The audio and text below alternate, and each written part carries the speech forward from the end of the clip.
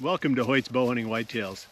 Today we're going to do two things. We're going to do a little shed hunting and we're going to talk about bedding areas and how close you can set up to a bed.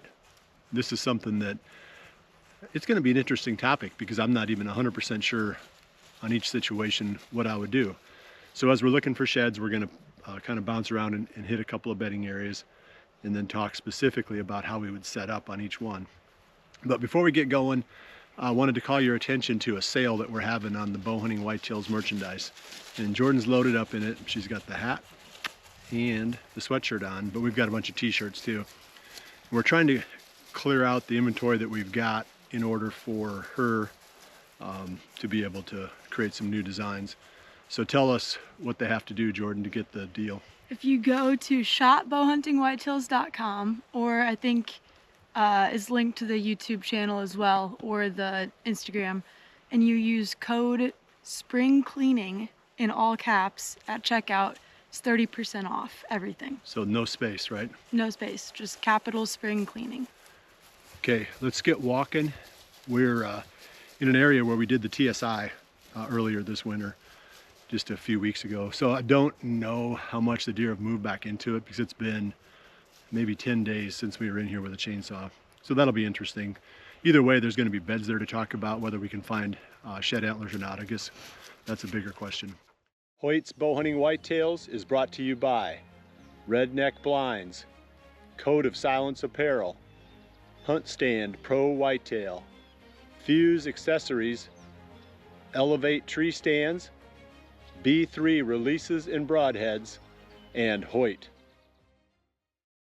The spot that we're going to check first is this long point out on the end of this ridge. This is a spot where I think that buck we were looking for last year that we called the Jordan buck. And, you know, it's kind of a clever little nickname. We don't like to use nicknames a lot, but, you know, we tagged it as kind of a deer that Jordan would hunt. And of course that also kind of plays to the former world record deer called the Jordan buck. So it's kind of fun, but he was living right around here. I had a bunch of pictures of him, daylight pictures, right behind us on the corner of this little trail where we parked. Just didn't want to hunt him too hard last year because I wanted him to get a year older. I think he made it through the winter. Well, put it this way, I think he made it through the deer season. This is one of the areas where I figure we'll hunt him. So the spot has a little bit more relevance, you know, specific to our coming season. In fact, the two ridges that we're going to go out on are the places where I think he was bedding last year. And we'll talk about how we would hunt these. So right now where we're standing is what I would call maybe the base or the root of the point. You know, there aren't many beds here yet, but the further out on this point we go, the more beds we're going to see. And I'll show you a few of them as we go along here, but then we'll talk more in general about how to hunt spots like this. I'm standing right next to the first bed that we've hit coming off the vehicle trail. And it's probably 75 to 100 yards from where we parked. So that's the first one. I know there's going to be more of them as we go further out onto this point. Coming up on a couple more beds as we go farther out on this point.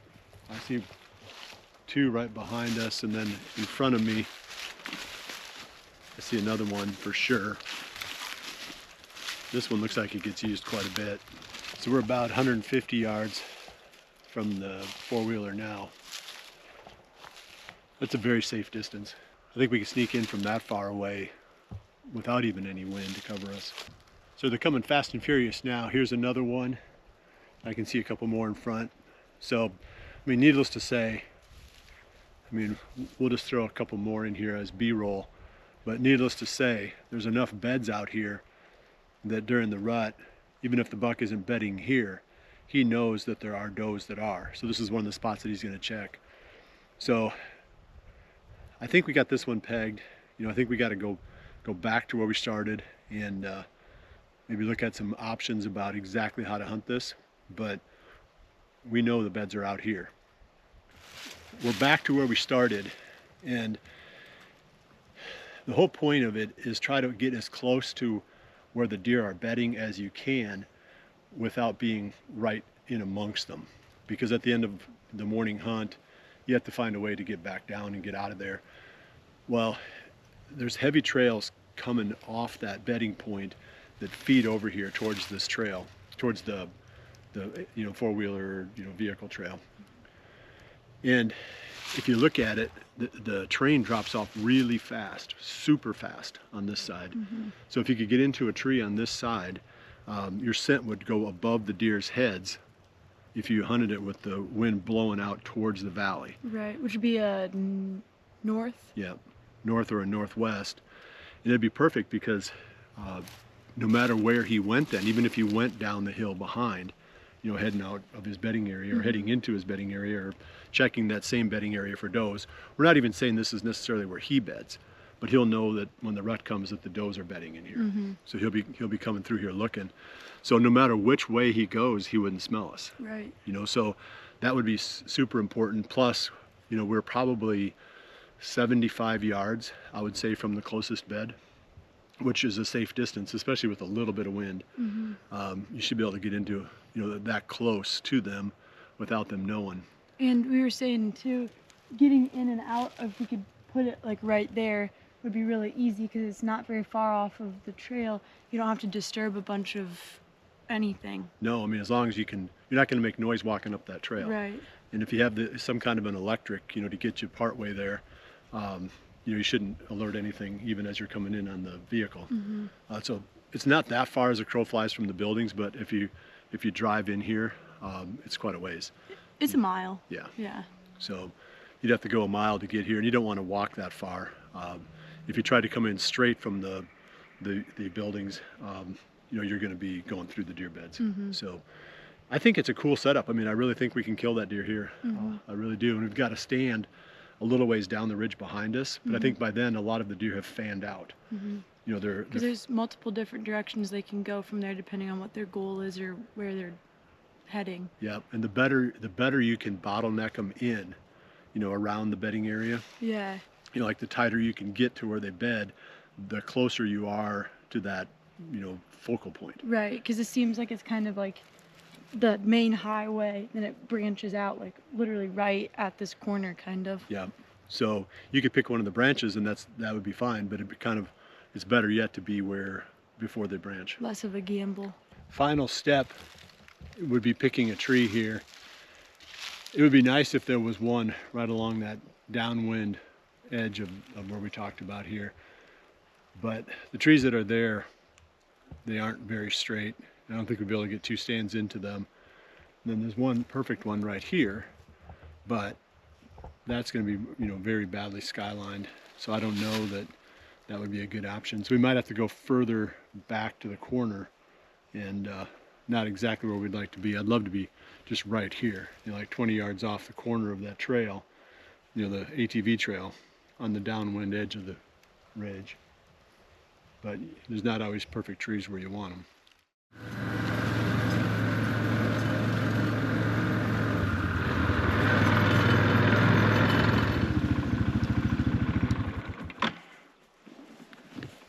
The second stop on our bedding area tour was the ridge directly to the north of the one that we started on. And I think that buck that we're targeting was spending a certain amount of time here, if not even more of his time than on the first ridge. The biggest challenge with this one, though, is it's wider, so it doesn't bottleneck quite as much. So it's a little bit tougher, as you're going out onto the point, to find a spot where most of the activity is going to be either upwind of you or far enough below you on the terrain that your scent would carry over them. This is going to be a trickier spot to hunt. Also, we decided too, looking at it, that access was going to be a lot harder.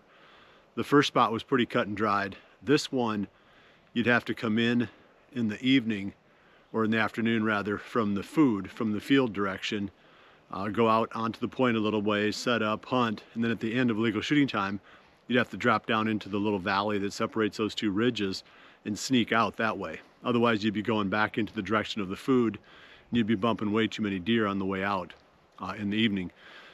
So, like a lot of the spots on this farm and in this type of terrain, if you really wanted to hunt it best, you'd just sleep at the base of the tree.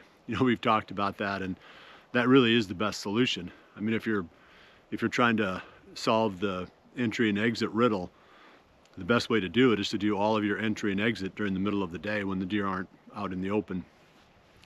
I do think that, like I said, that he was bedding out on this ridge some. There weren't as many beds, but there were a couple of spots that were really impressive, really big beds, spots that look like, you know, a really good candidate for where a mature buck would bed. So, though I don't think that this is going to be the easiest spot to hunt, we definitely need to keep it on the list, because this may be, at the end of the day, one of the key locations for hunting that buck. Okay, so that wraps things up. I think the takeaway is that you can get within about 100 yards in most situations of where the deer are bedding. The trick is to figure out exactly where they are bedding, and that's why scouting at this time of the year is so important. You can be intrusive now, and you don't really change the behavior of the deer when the hunting season comes. But you'd hate to be doing this in October, going in and pushing all the way in and figuring out where all the beds are, because you're going to do some damage. You're going to bump some deer at a time when they're a lot more sensitive. So check it out now, figure out where they're bedded, and then back off about 100 yards in the direction of where you think they're going to be going when they leave their beds, and that's going to be the perfect spot for your stand. Well, I appreciate you joining me. We'll see you right back here again soon for the next episode of Hoyt's Bowhunting Whitetails. And remember to always dream Big.